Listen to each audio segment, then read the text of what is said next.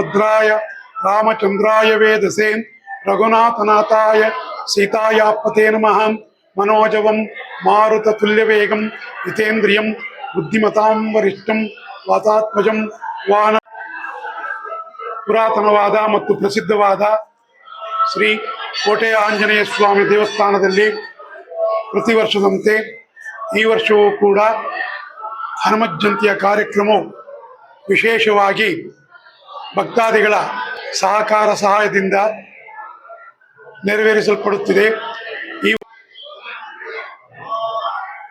ಮಾರ್ಗಶಿರ ಶುದ್ಧ ತ್ರಯೋದಶಿ ಮಂಗಳವಾರ ಬಹಳ ವಿಶೇಷವಾದ ದಿನ. ಬೆಳಗ್ಗೆ ಶ್ರೀ ಸ್ವಾಮಿಗೆ ಪ್ರಾತಃ ಕಾಲ 5 ಗಂಟೆಗೆ ಸುಪ್ರಭಾತ ಸೇವೆ, 7 ಗಂಟೆಗೆ ಸರಿಯಾಗಿ ವಿಶೇಷ ಪಂಚಾಮೃತಾಭಿಷೇಕ, ಏಕವಾರ ರುದ್ರಾಭಿಷೇಕ, ಮನ್ಯುಸೂಕ್ತ ಸಮೇತ ಮಧು ಅಭಿಷೇಕ, ವಿಶೇಷ ಅಲಂಕಾರ, ವಿಶೇಷ ವಜ್ರಾಂಗಿ ಅಲಂಕಾರ. ಸರಿಯಾಗಿ 10 ಗಂಟೆಗೆ ಲೋಕ ಕಲ್ಯಾಣಾರ್ಥವಾಗಿ ದೇವಸ್ಥಾನದ ಆವರಣದಲ್ಲಿ ಹೋಮಾನು ಹೋಮ, ಮೃತ್ಯುಂಜಯ ಹೋಮ, ಆದಿತ್ಯಾದಿ ನವಗ್ರಹ ಹೋಮ, ಮಹಾಗಣಪತಿ ಹೋಮ ಮತ್ತು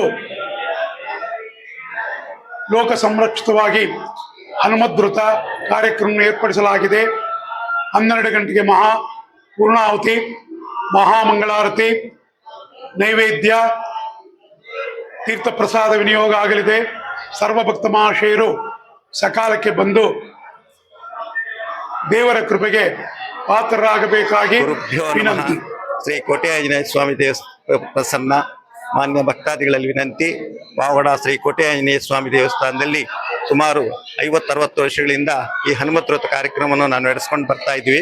ನಮ್ದು ಕಸವ ವಂಶೀಕರ ಅಂತ ನಮ್ಮ ಒಂದು ಮನೆಗೆ ಆಗಿದ್ದು, ಅವರು ಇದನ್ನು ಪ್ರತಿ ವರ್ಷನೂ ಈ ಕಾರ್ಯಕ್ರಮ ನಡೆಸ್ಕೊಂಡ್ ಬರ್ತಾ ಇದ್ವಿ. ಅದಕ್ಕೊಂದು ನಮ್ದೊಂದು ಟ್ರಸ್ಟ್ ಮುಖಾಂತರ ಈ ಕಾರ್ಯಕ್ರಮಗಳೆಲ್ಲ ನಡೀತಾ ಇದೆ. ದೇವರ ದಯಿಂದ ಇಲ್ಲಿ ಸುಮಾರು 60 ವರ್ಷಗಳಿಂದ ನಿರಂತರವಾಗಿ ಈ ಕಾರ್ಯಕ್ರಮ ನಡ್ಕೊಂಡ್ ಬಂದಿದ್ರಿಂದ ಬಹಳ ಖುಷಿಯಾಗಿದೆ. ಇದು ಬಹಳ ಪುರಾತನವಾದ ದೇವಸ್ಥಾನ, ಸುಮಾರು 500 ವರ್ಷಗಳ ಹಿಂದಿನ ದೇವಸ್ಥಾನ ಇದು. ಇಲ್ಲಿ ಶ್ರೀ ಕೃಷ್ಣದೇವರಾಯರ ಕಾಲದಲ್ಲಿ ಈ ದೇವಸ್ಥಾನ ಆಗಿದೆ ಅಂತ ಒಂದು ಪ್ರತೀತಿ ಇದೆ. ಇದ್ರ ಪ್ರಕಾರ ಅದ್ರ ಬಗ್ಗೆ ಚಿಹ್ನೆಗಳು ಸಹ ಬಹಳಷ್ಟು ದೇವಸ್ಥಾನ ಸುತ್ತ ಇದರಲ್ಲಿದೆ.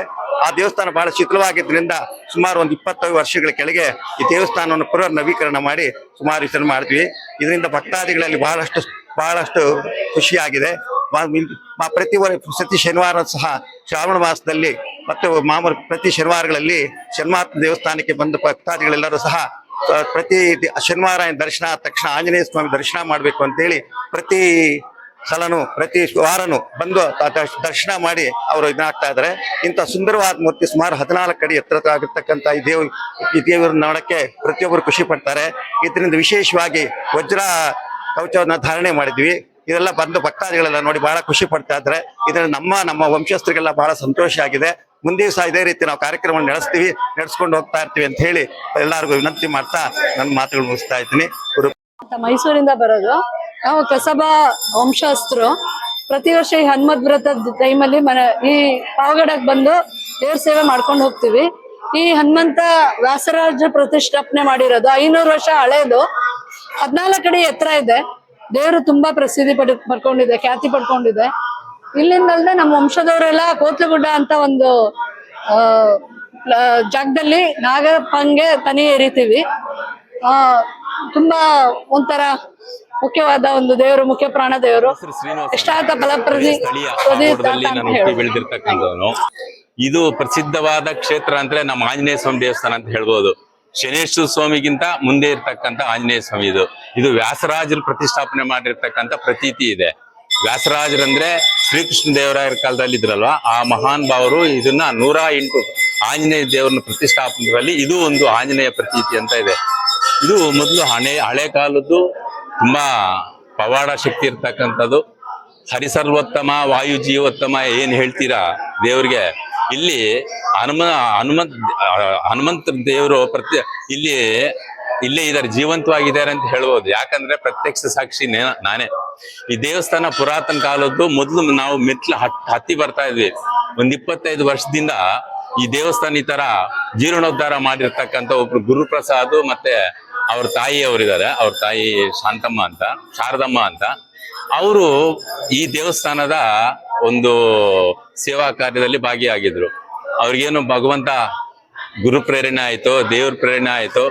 ಆ ಅಗಾಧ ಶಕ್ತಿಯಿಂದ ಸುಮಾರು ಒಂದು 20 ವರ್ಷದ ಹಿಂದೆ ಈ ದೇವಸ್ಥಾನ ಹಳೆ ಕಾಲದ್ದು ಇಲ್ಲಿ ಆ ಕಾರ್ಯಕರ್ತರಿಗೆ ಗೊತ್ತು. ಇವಾಗ ಈ ತರ ಜೀರ್ಣೋದ್ಧಾರ ಮಾಡಿರ್ತಕ್ಕಂಥ ಆ ಗುರುಪ್ರಸಾದ್ ಅವರು, ಶಾರದಾಂಬ ಅವರು ಮತ್ತೆ ಅವರ ವಂಶಸ್ಥರೆಲ್ಲರೂ ಸೇರಿ ಈ ದೇವಸ್ಥಾನನ ಈ ತರ ಜೀರ್ಣೋದ್ಧಾರ ಮಾಡಿದ್ದಾರೆ. ಅದರಲ್ಲಿ ಇವರೆಲ್ಲ ಸೇವಾಕರ್ತರಾಗಿ ಇಲ್ಲಿ ಕೆಲಸ ಮಾಡ್ತಾ ಇದ್ದಾರೆ. ಇದು ಪ್ರತಿ ವರ್ಷದಿಂದಲೂ ಅನಾಥ ಕಾಲದಿಂದಲೂ ಇದು ಹನುಮತ್ ವ್ರತ, ಹನುಮನ್ ಜಯಂತಿ, ಶ್ರೀರಾಮನವಮಿ ಈ ತರ ಏನೇನು ದೇವತಾ ಕಾರ್ಯಗಳು ಕಾರ್ಯಕ್ರಮ ಇದೆ ಪ್ರತಿದಿನ ಪ್ರತಿ ವರ್ಷನೂ ಇದೇ ತರನೇ ಅತಿ ವಿಜೃಂಭಣೆಯಿಂದ ನಡ್ಕೊಂಡು ಬರ್ತಾ ಇದೆ. ಈ ದೇವಸ್ಥಾನದಲ್ಲಿ ಈ ಹನುಮತ್ ವ್ರತ 2 ದಿನ ಈ ಕಾರ್ಯಕ್ರಮ ನಡೆಯುತ್ತೆ. ಈ ಕಾರ್ಯಕ್ರಮದಲ್ಲಿ ಅನೇಕ ಭಕ್ತಾದಿಗಳು ಭಾಗವಹಿಸ್ತಾರೆ. ಭಕ್ತಾದಿಗಳಿಗೆ ಈ ದೇವರ ಅನುಗ್ರಹ ಪ್ರತಿನಿತ್ಯನೂ ಪ್ರತಿದಿನವೂ ಇದ್ದೇ ಇರುತ್ತೆ. ಮತ್ತೆ ಇಲ್ಲಿ ಇವತ್ತು ವಿಶೇಷವಾಗಿ ಹನುಮದ್ ವ್ರತದಿಂದ ಹೋಮ ಹವನ ಎಲ್ಲ ನಡೆಯುತ್ತೆ. 12ವರೆಗೆ ಮಹಾಮಂಗಳಾರತಿ ಮತ್ತೆ ಪ್ರಸಾದ ವಿನಿಯೋಗ ಸಾಯಿರಾಮ್ ಕಲ್ಯಾಣ ಮಂಟಪದಲ್ಲಿದೆ. ಭಕ್ತಾದಿಗಳೆಲ್ಲ ಬಂದು ದೇವರ ಕೃಪೆಗೆ ಪಾತ್ರರಾಗಿ ದೇವರ ಅನುಗ್ರಹಕ್ಕೆ ಪಾತ್ರರಾಗಬೇಕೆಂದು ಬೇಡ್ಕೊಳ್ತೀನಿ.